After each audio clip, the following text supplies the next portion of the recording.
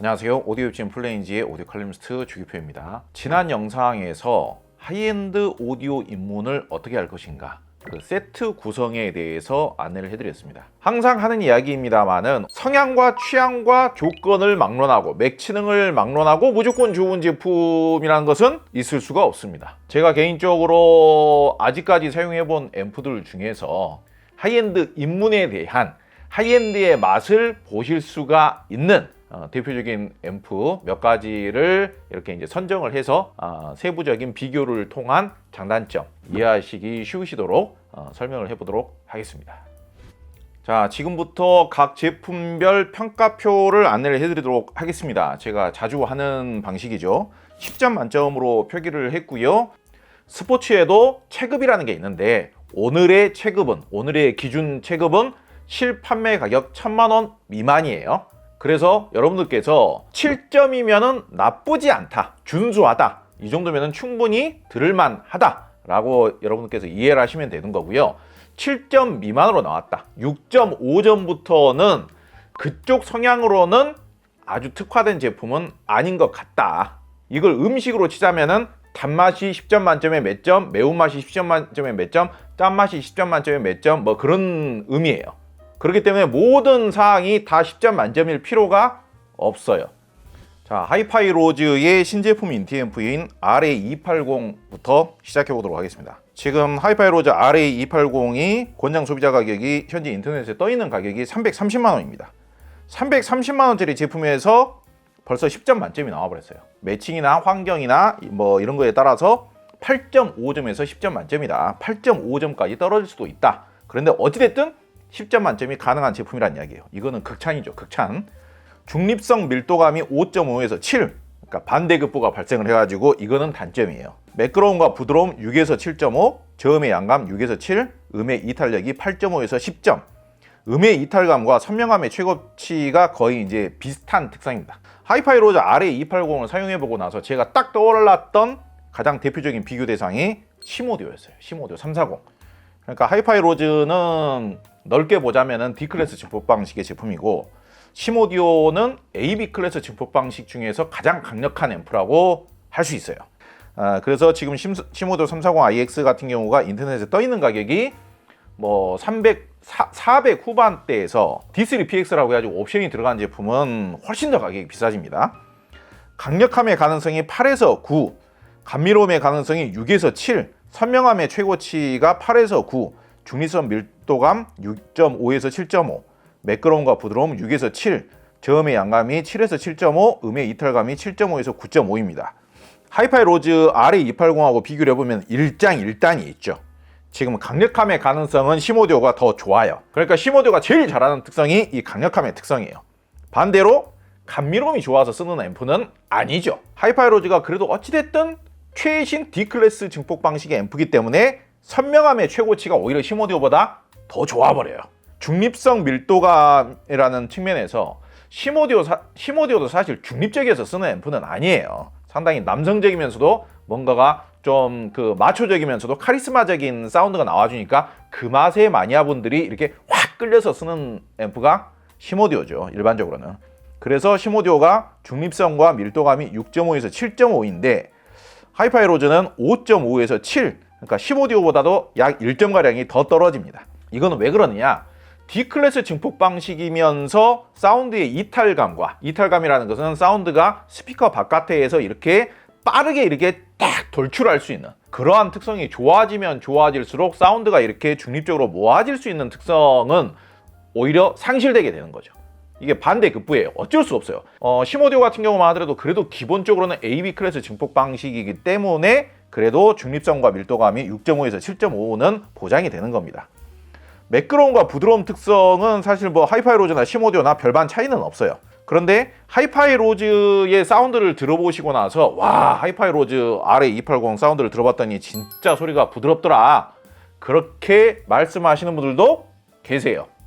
근데 제가 생각했을 때는 하이파이로즈 RA280 그리고 하이파이로즈 뿐만이 아니라 대부분의 D클래스 증폭 방식의 앰프가 별로 부드럽다거나 매끄럽다거나 밀도감이 좋다거나 그렇게 생각하진 않아요. 사운드가 세세하면서 투명하면서 선명도가 너무너무 좋으면서 얇고 가벼운데 그 사운드의 두께감을 사람의 머리카락처럼 세세하게 가닥을 나눠놨어요. 여러 가닥으로. 그 느낌을 부드럽다라고 표현하시는 분들도 덜어 계세요. 그런데 D클래스 방식의 앰프가 표현하는 사운드라는 것은 기본적으로 사운드의 두께감이나 온기감이 그렇게 썩 좋지는 않죠. 약간 차갑게 느껴지기도 하고, 일단은 기본적으로 사운드의 이 두께감, 밀도감이 좀 얇죠.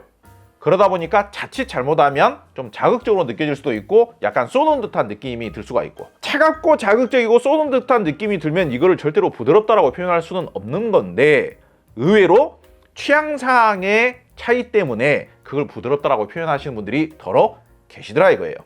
거기에서 상당한 괴리감과 오해가 발생할 수 있겠죠. 하이파이 로저 RA280 같은 경우에는 중고음의 투명도라든지 선명도라든지 이런 좀 짜릿한 느낌이라든지 그런 느낌에서 나는 하이엔드적인 느낌을 좀 만끽하고 싶다라는 분들에게는 정말 가격 대비 성능이 좋은 앰프인 건 분명해요. 시모디오 340iX 같은 경우에는 물론 이제 가격이 그렇게 저렴한 앰프는 아니지만 AB 클래스 방식의 앰프들 중에서 400만 원대에서 구매할 수 있는 앰프 중에서는 가장 하이엔드적인 사운드에 근접한 앰프라고 저는 생각을 합니다. 그리고 보기하고는 다르게 구동력도 굉장히 좋아요. 이 가격대에서 앰프가 좀 고민이 되는데, 나는 오디오적인 쾌감이라든지 소리의 선명도, 그리고 다이나믹, 짜릿함, 뭐 센티멘탈한 느낌, 이런 느낌에 나는 집중을 하고 싶다. 그런데 나는 과도하게 사운드가 너무 얇다거나 차갑다거나 좀 가벼운 느낌은 또 나는 또 싫다. 그런 분들에게는 시모디오 340i가 가장 최적의 앰프가 될 수 있다라고 말씀을 드리겠습니다.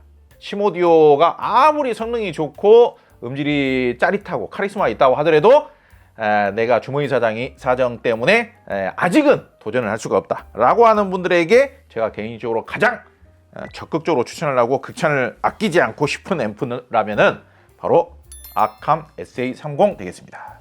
아캄 SA30이 요즘은 200만 원대 판매가 되고 있습니다.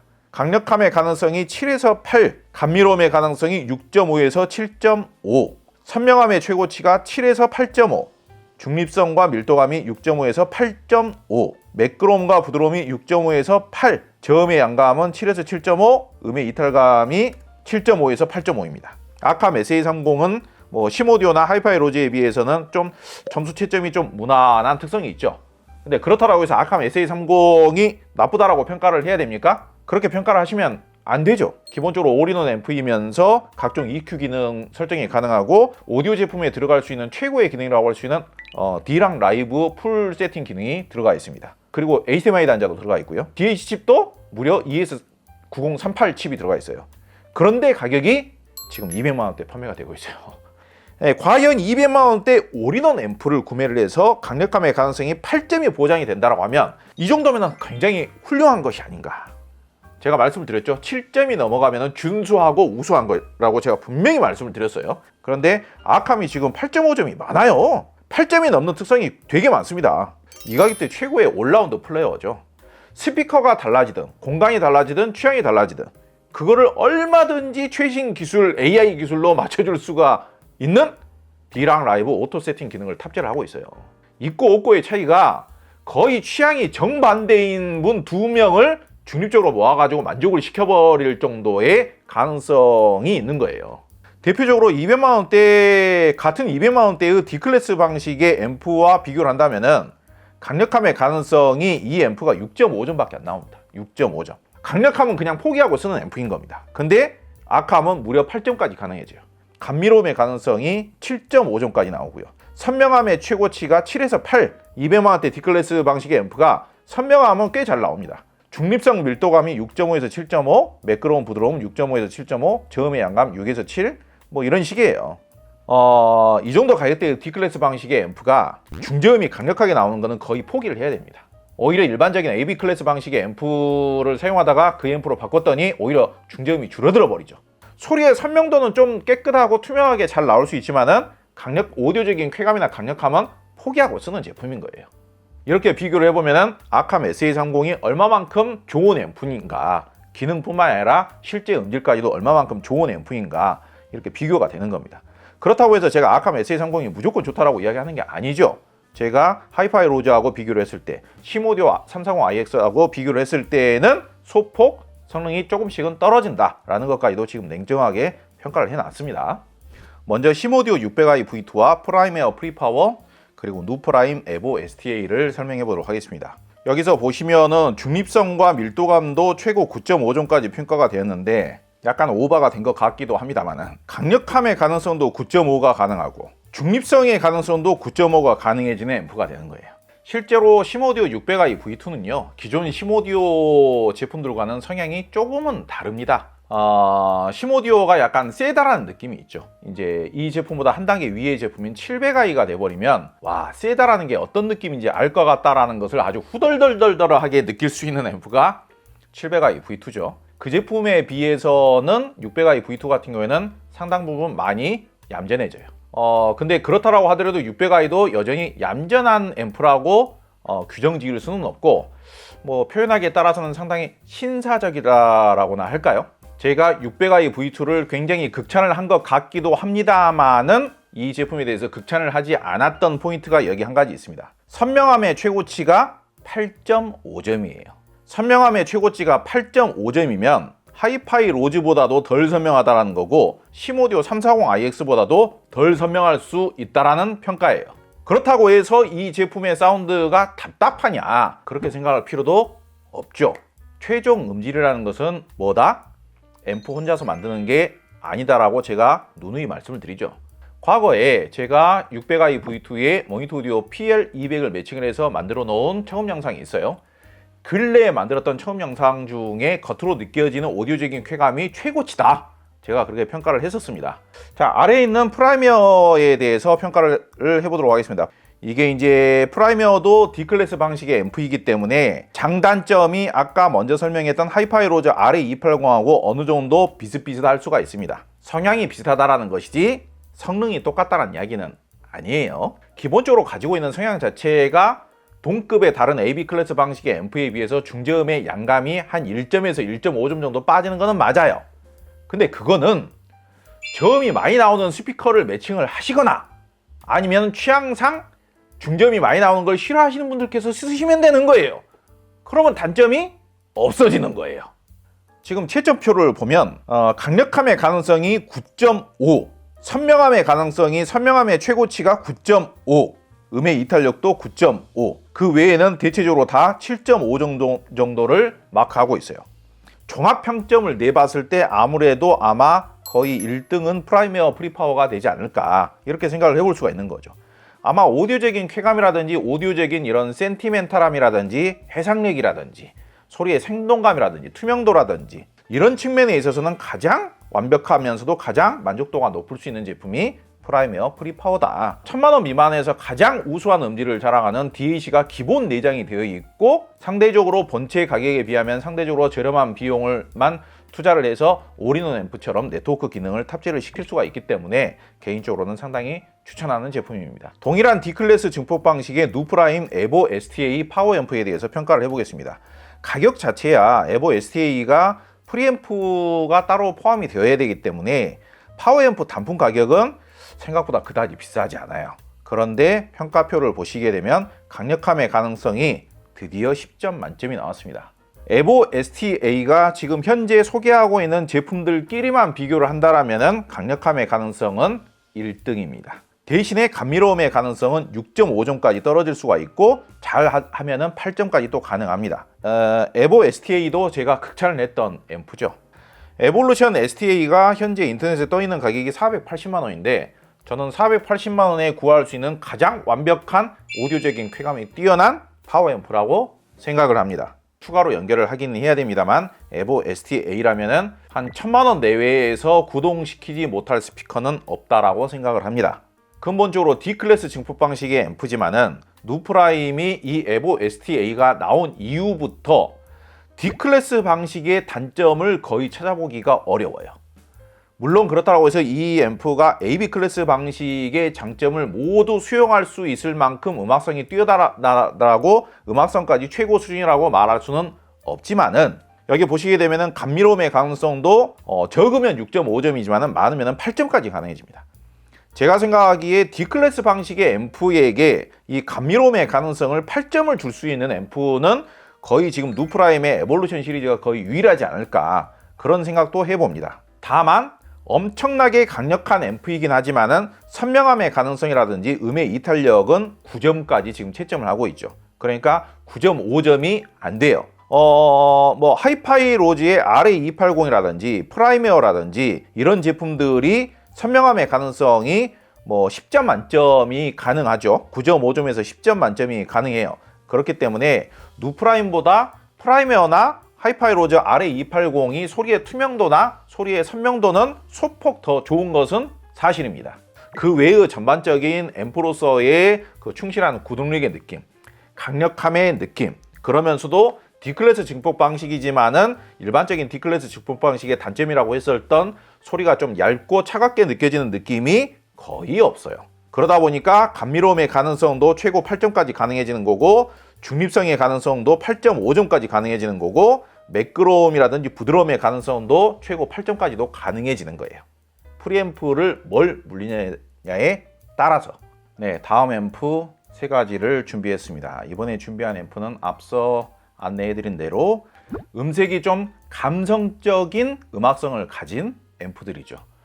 중저음이 좀 더 포근하게 나와주면서 중고음은 섬세하면서, 그리고 대체적으로 대역 밸런스가 완만한, 먼저 유니코 150부터 설명을 해보도록 할까요? 부피가 오늘 소개하는 제품들 중에서 부피가 가장 큰, 그리고 내부에 투입된 물량 투입도 아주 탄탄하죠.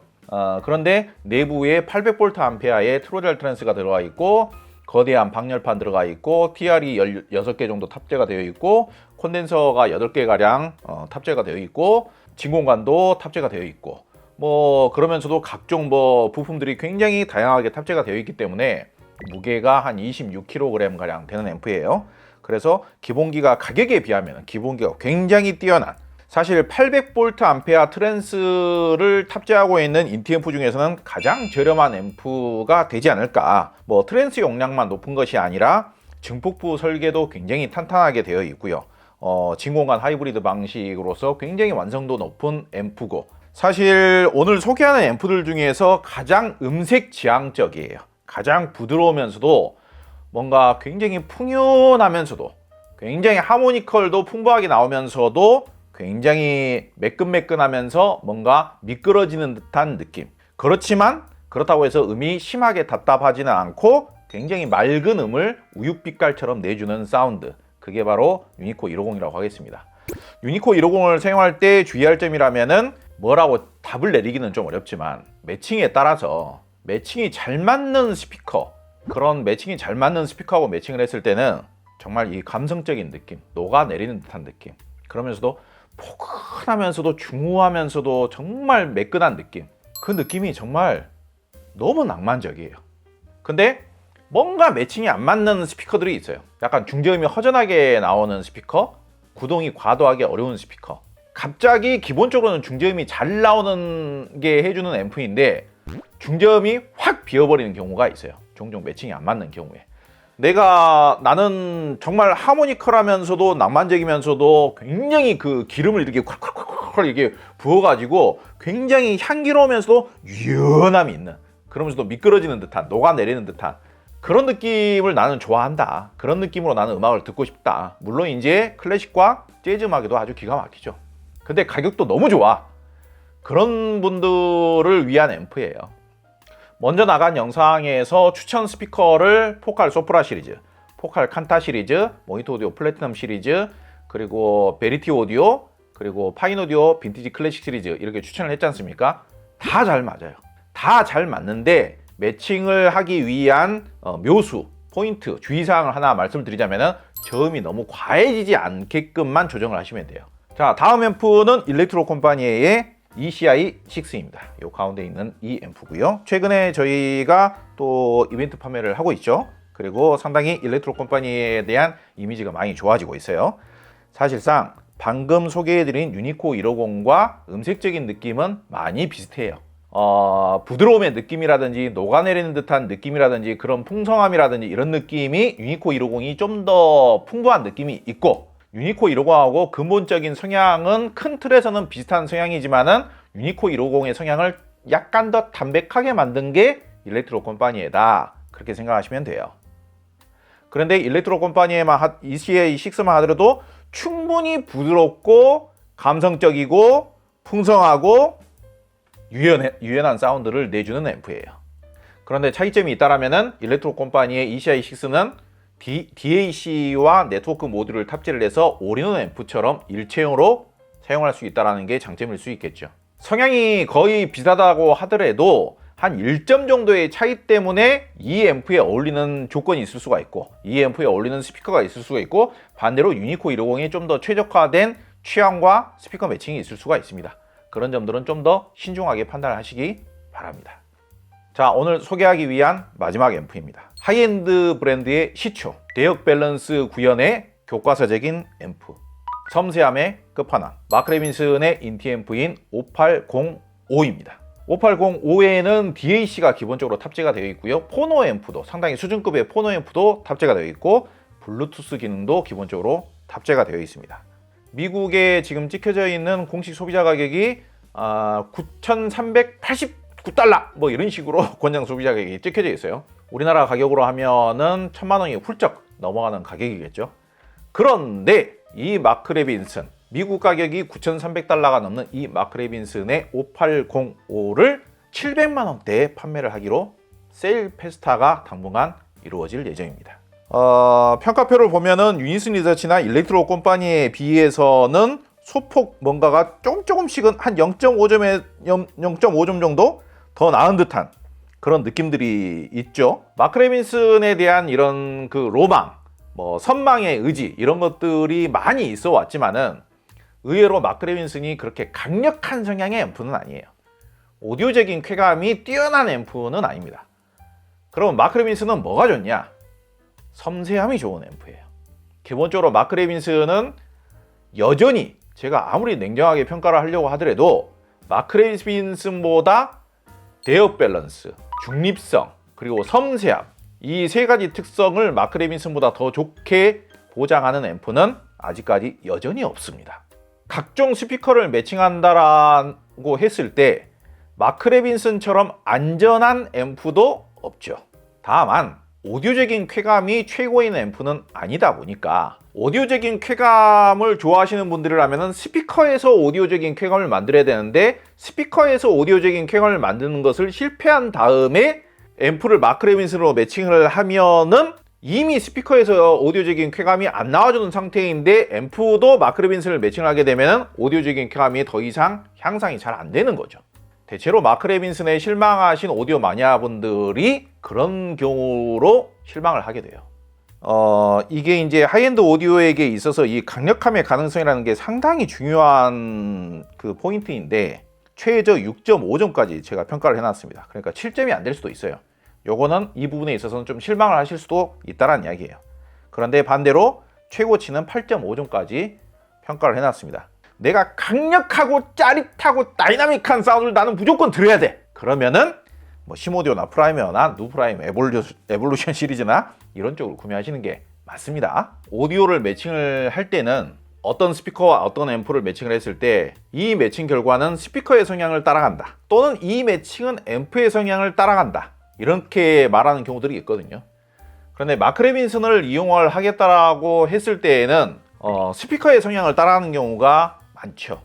마크 레빈슨을 사용을 했을 때는 매칭한 스피커의 장점을 해치지는 않되 반대로 단점을 지워주는 역할은 하죠. 그게 어떻게 보자면 마크 레빈슨 매칭의 최대 장점이죠. 내가 마크 레빈슨은 정말 써보고 싶은데, 마크 레빈슨이 굉장히 안전하면서도 음악성이 좋은 앰프라고 하니까 나는 정말 써보고 싶은데 마크 레빈슨이 소리가 그렇게 깨끗하지는 않다라고 하니 나는 오디오적인 쾌감을 좀 더 추구를 하고 싶다 라고 했을 때에는 예컨대 스피커를 모니터 오디오 플래티넘이라든지 아니면 포칼이라든지 이런 쪽으로 이제 선택을 하는 거예요. 제가 부드러움이라든지 감미로움이라든지 이런 특성들은 좋으면 좋을수록 음악적이고 좋게 들릴 수 있다. 물론 제 개인적인 취향입니다만은 그렇게 제가 말씀을 드렸지 않습니까? 그래서 마크 레빈슨의 예컨대 뭐 파인 오디오 빈티지 클래식 시리즈라든지 베리티 오디오라든지 뭐 B&W라든지 이런 류의 스피커를 매칭을 하게 되면 그 스피커들이 원래 잘했었던 감미로움이라든지 부드러움이라든지 뭐 포근함이라든지 완만한 중립성이라든지 중립적인 밀도감이라든지 이런 느낌들은 10점 만점을 넘어가게 될 수도 있는 것이죠. 그래가지고 훨씬 더 기존 스피커가 가지고 있는 장점이 훨씬 더 극대화가 되는 것이죠. 네, 오늘 소개하기로 한 내용을 다 설명을 드렸습니다. 여러분의 환경과 여러분의 취향에 따라서 스피커와 앰프를 어떻게 매칭을 해서 사용을 해야 나에게 어울리고 만족할 수 있는지, 그러한 원리가 여러분들께 좀 전달이 되고 이해가 되었으면 하는 바람입니다. 오늘 소개했던 제품들은 다행히도 전부 다 정가 판매를 하는 제품들이 아니고 국내에서는 제가 정말 냉정하게 판단을 했을 때 기본적으로 거품이 싹 빠진 굉장히 합리적인 가격에 판매가 되고 있는 제품들 위주로 설명을 드렸습니다. 오늘 영상도 꽤나 긴 영상이 될 것 같은데요. 많이 봐주시길 바라고요. 다음 영상 또 좋은 영상으로 찾아뵙도록 하겠습니다. 감사합니다.